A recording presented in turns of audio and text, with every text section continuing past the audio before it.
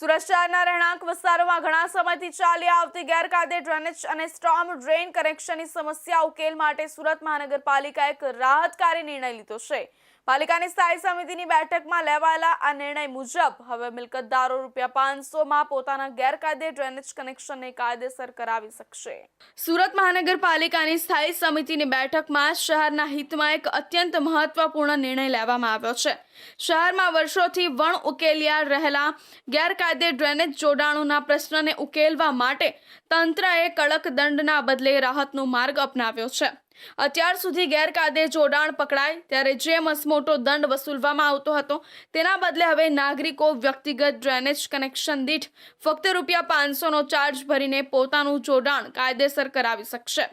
સુરત મહાનગરપાલિકામાં આવતી ઘણી રહેણાંક મિલકતો જે વ્યક્તિગત મકાન હોય કે સોસાયટી તેમાં ડ્રેનેજ અને સ્ટોર્મ ડ્રેનના જોડાણો નિયમ વિરુદ્ધ લેવાયેલા હોવાનું અવારનવાર સામે આવતું હતું।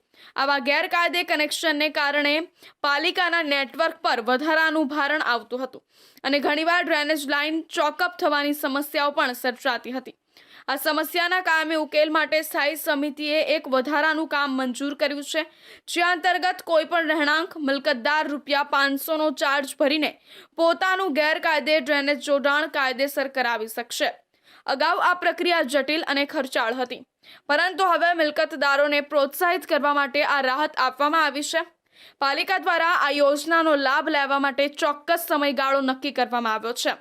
જો મિલકતદારોની મિલકત 31 ડિસેમ્બર 2025 સુધીમાં આકારણી દફતરે નોંધાયેલી હશે તેઓ જ આ યોજનાનો લાભ લઈ શકશે। મિલકતદારોએ 31 ડિસેમ્બર 2026 સુધીમાં આ માટે અરજી કરવાની રહેશે। આ નિર્ણયથી પાલિકા પાસે વાસ્તવિક કનેક્શનનો સાચા ડેટા ઉપલબ્ધ થશે, જેના આધારે ભવિષ્યમાં ડ્રેનેજ અને સ્ટોર્મ ડ્રેન નેટવર્કનું વધુ સારું આયોજન કરી શકાશે। સાથે જ મિલકતદારોને દંડનીય કાર્યવાહીમાંથી મુક્તિ મળશે અને તેઓ કાયદેસર રીતે સેવાઓનો લાભ લઈ શકશે। સામાન્ય રીતે ગેરકાયદે જોડાણ માટે નિયમ મુજબ 3 ગણો ચાર્જ વસૂલવાની જોગવાઈ છે, પરંતુ આ ખાસ યોજના હેઠળ નાગરિકોએ કોઈ વધારાનો દંડ કે 3 ગણો ચાર્જ ચૂકવવો પડશે નહીં। આ યોજનાનો લાભ 31 ડિસેમ્બર 2025 સુધીમાં લેવામાં આવેલા તમામ ગેરકાયદેસર જોડાણોને મળશે।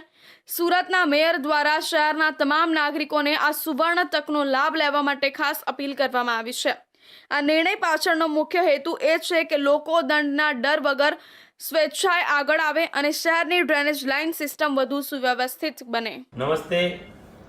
સુરત મહાનગરપાલિકાના હદ વિસ્તારમાં આવતી તમામ મિલકતોના જે લોકોના ડ્રેનેજના જોડાણ ગેરકાયદેસર છે તે લોકો માટે કાયદેસર કરવા માટે આજે સુરત મહાનગરપાલિકાની સ્ટેન્ડિંગ કમિટીએ એક ખૂબ જ મહત્વનો નિર્ણય લીધો છે। જે લોકોના સ્ટોર્મ ડ્રેનેજ અને ડ્રેનેજના જોડાણ ગેરકાયદેસર છે તે માત્ર ₹500 ભરી અને કાયદેસર કરી શકશે। હું તમામ સુરતવાસીઓનું જે લોકોના ગેરકાયદેસર ડ્રેનેજ જોડાણ છે તેને કાયદેસર કરવા એક વિનંતી કરું છું। આ નિર્ણયથી ખાસ કરીને મધ્યમ અને શ્રમજીવી વર્ગના લોકોને મોટી રાહત મળશે।